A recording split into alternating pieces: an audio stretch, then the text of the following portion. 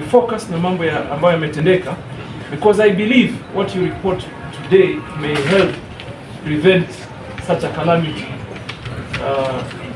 to happen again in the future. Because just to inform our people that we need to do a bit more of planning.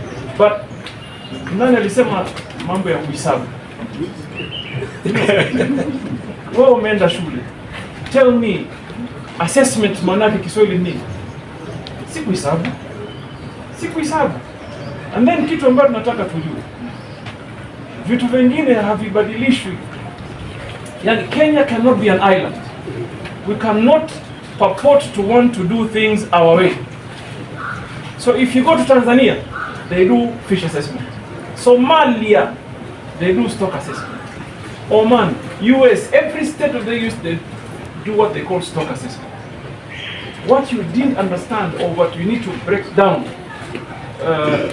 what it means by stock assessment and the factors that is being looked at when people go out there.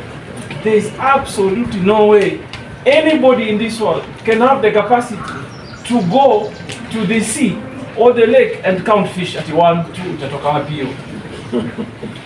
I told. So you look at the entire ecosystem of the ocean, the trends, the environmental issues in there, mambo ya afya ya maji. Unajua maji paka angaliwa afya yake.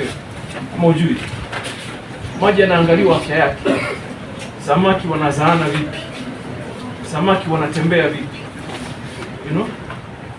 The breeding trend, the migration trend, because they do that. Species. Sometimes we could be sitting here eating tuna, for example. Kumbe inaenda kuwa endangered species. How would you know? How would I be able to give a license to anybody? On what basis?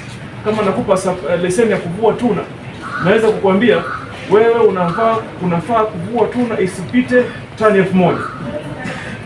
That must be informed by some research and science.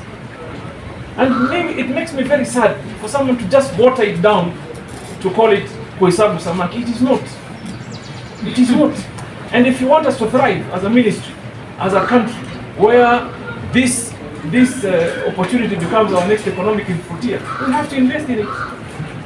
What you should be asking us is, show us the reports of the work that has been done, and we give you the details of it.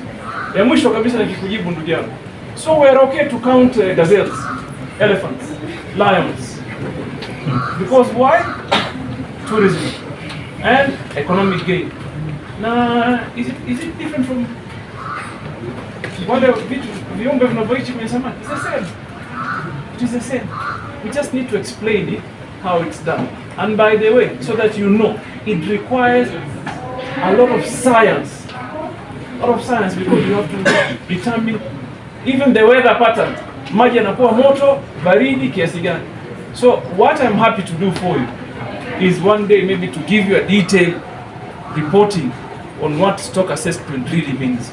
But let me assure you, and I'm saying this really for roho safi, if anybody attempts to say we should never do stock assessment, you are simply telling us, allow our neighboring countries to benefit from our very basic God-given natural resource.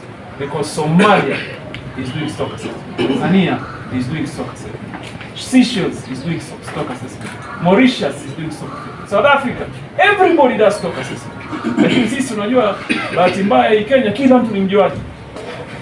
Kama siku hizi vile tuna mtandao, kila mtu yajua kila kitu. Mtu anaweza akashika mtandao rais TikTok, akaanza kuongea mambo ya afande. Hii redio afande ya lolote, na wewe hujakanyaga redio hata siku moja.